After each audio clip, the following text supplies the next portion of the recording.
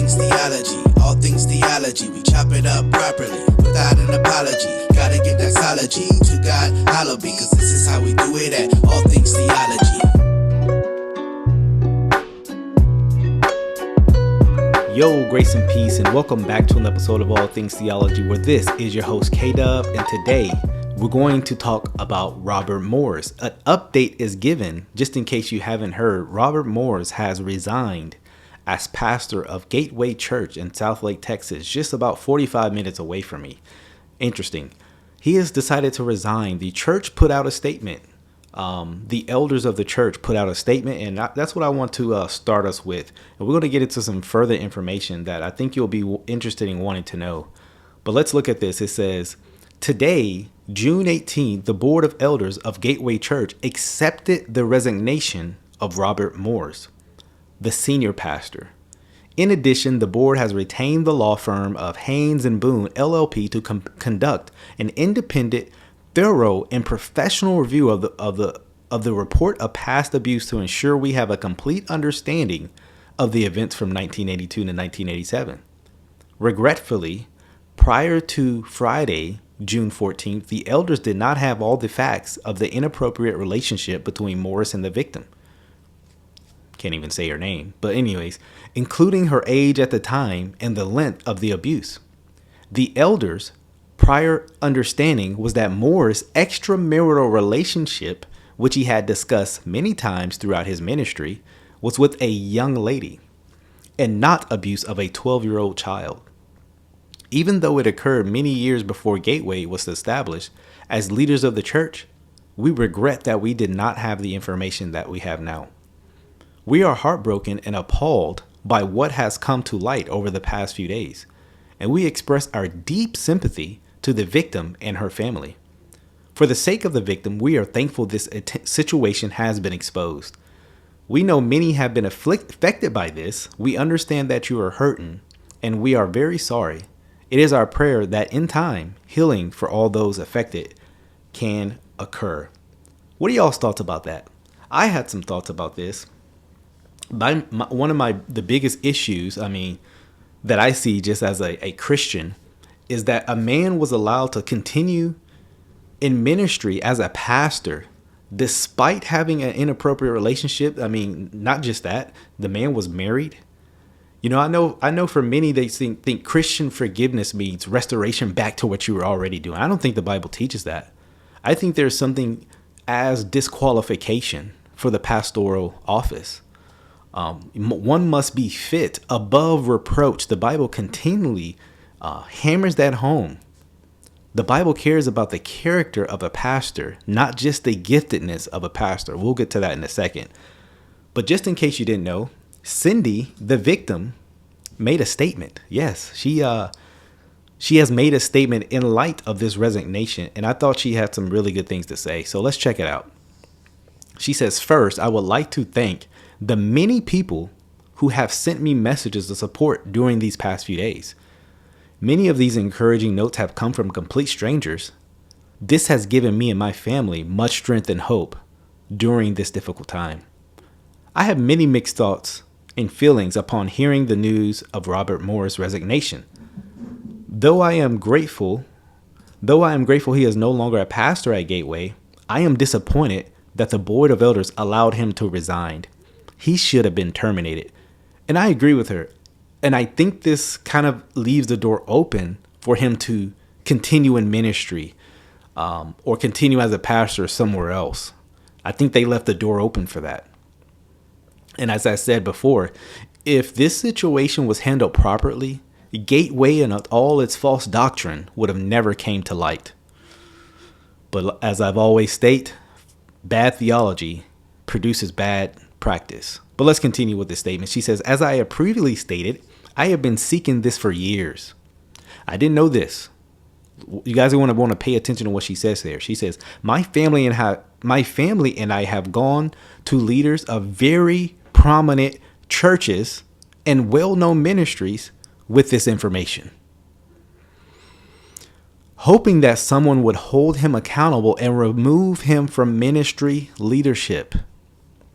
So according to Cindy, this isn't the first time she spoke about this issue. Now, some people in the comment section, my last video, which you can check that out, were very frustrated with her because they said, why are you bringing this up now? Well, Cindy is actually answering that question here. And I want to say this just in light of this, reading this, don't blame the victim. The foot of the blame needs to go at Robert Morris's feet, not her. Anyways, there's much could be said about that. I might bring that up back again later. Continue on. The leadership at Gateway received actual notice of this crime in 2005. When I sent an email directly to Robert Morris Gateway email address, former Gateway elder Tom Lane received and responded to my email and acknowledged that the SA began on December 25th, 1982, when I was 12 years old. Again, in 2007, my then attorney, Gentner Drummond, the current Attorney General of Oklahoma, sent a letter to Robert Morris with the hope that he would help reimburse me for the thousands of dollars I have expended in counseling as a result of this abuse. Now, this even further, so some may ask, well, why did she bring it up in 2005? A lot of times when victims are victimized, they struggle with it internally, and they have to work through some of these issues. Again, much more could be said about that. Going on, his attorney acknowledged that the dates as well as then attempted to blame me for this abuse. So Robert Morris' attorney acknowledged what happened, but blamed him. And that's what you had with when Robert Morris spoke about this in past issues, was that the young lady was flirtatious. It's disturbing and sick. Continue on. At the very least, both the Gateway pastor and at least one elder had specific notice that I was SA beginning when I was 12 years old. Gateway had the information, but intentionally decided to embrace the false narrative Robert Morris wanted them to believe. As stated by my attorney earlier this afternoon, just days ago, the Gateway elders released a statement saying, since the resolution of the 35-year-old matter, there have been no other moral failures. Now that they have allegedly just learned that he was being untruthful, why limit the investigation to his conduct between 1982 and 1987? Why not expand the investigation to his entire tenure at Gateway Church? Also, why have they retained a law firm that specializes in crisis management? I want to stop right here because these are some valid points being raised by Cindy. Why limit it to only 1982 and 1987 when he's already been untruthful about this throughout his whole ministry in the recounting of this story? I think this is a valid point, and I think this raised some of the questions that some of us were asking when we first heard about this story. Is this the only victim? Now, it very well could be. I'm not trying to topple on what I don't know, but I think she raised a valid point that this should be a whole ministry. Because one thing we do know about predators is they get bolder. They generally get bolder. So I think it is fair to have this investigation be throughout his ministry, not just around the time when she's stating that it happened to her. I think it's a valid point. But yeah, they hired a law firm that specializes in crisis management. Their own website states it is critical to have a highly skilled and experienced legal team able to quickly assemble and focus on the immediate and long-term strategies necessary to mitigate financial and reputational loss and stabilize in a crisis situation, and to coordinate the efforts specialized consultants to mitigate harm. This does not appear to be an independent investigation, and this deeply concerns me. Yeah, like, why not have someone outside, right, come in and conduct this investigation? Like the local police, rather than this firm that works for you guys. Anyways, I'm just saying it has the ability to be some, not a fair investigation. She says, this is just the beginning. I wholeheartedly and sadly believe I am not the only victim. I encourage anyone who has been victimized by a leader at Gateway Church to take the bold step forward and say something. Now is the time. Absolutely. Please know that you will be supported and will not walk this journey alone. I hope and pray that the leadership at Gateway Church will echo this encouragement, knowing that this can be an opportunity to find the truth while providing help and restitution to victims. To the congregation of Gateway Church and the countless who have followed Robert Morris online, my heart is equally broken for you. Please remember our faith is in Jesus, not an institution or a man in the pulpit. Keep your faith.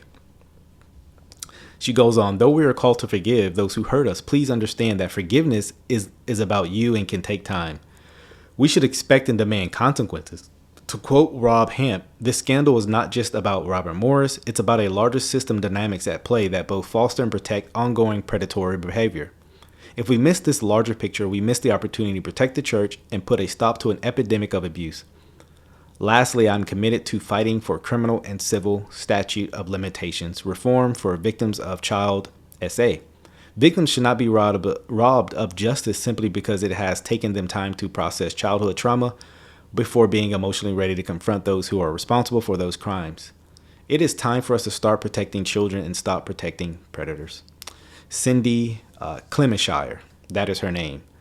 And I agree with a lot what was spoken there. I think from a standpoint, it would be very difficult to speak out. I mean, you imagine, some young girl, some child and their family taking on the pastor with the largest church, I believe in America, definitely in Texas, but in America with all the church plants he's had, that would be a difficult, very few people would even believe you, in some sense, this has been unbelievable.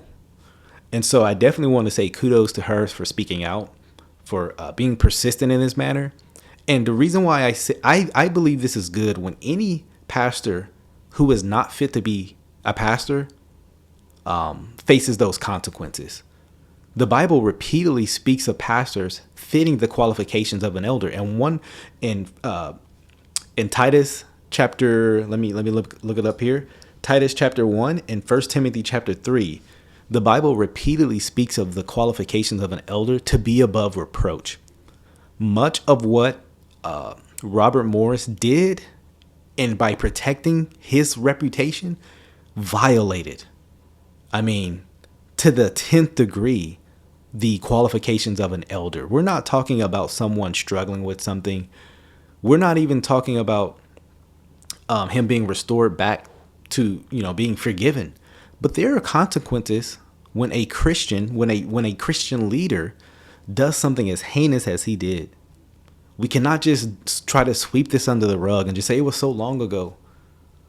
But there was never any consequences. He just got sat down, slapped on the wrist, and was allowed to perpetuate and build his ministry. Again, we should care about this because God's word cares about this. Hope you enjoyed this video. Till the next time, grace and peace. Yo, grace and peace. Thank you for watching another episode of All Things Theology. If you enjoyed what you heard today, go on and give me a like. Subscribe to the channel. Hit that notification bell. I promise to give you weekly lives, videos, interactions, exposing false teachers, sharing with you, the viewer, my theological beliefs, things about the culture, and the Bible. So if you're here for that, come on and join us. Also, if you would like to support this channel financially, you can do so by becoming a Patreon member or a YouTube member. Links are in the description below. You can see content before it drops. You can also have Q&A sessions with also other Patreon members, YouTube members as well. So if you would like that, hit the description link in below.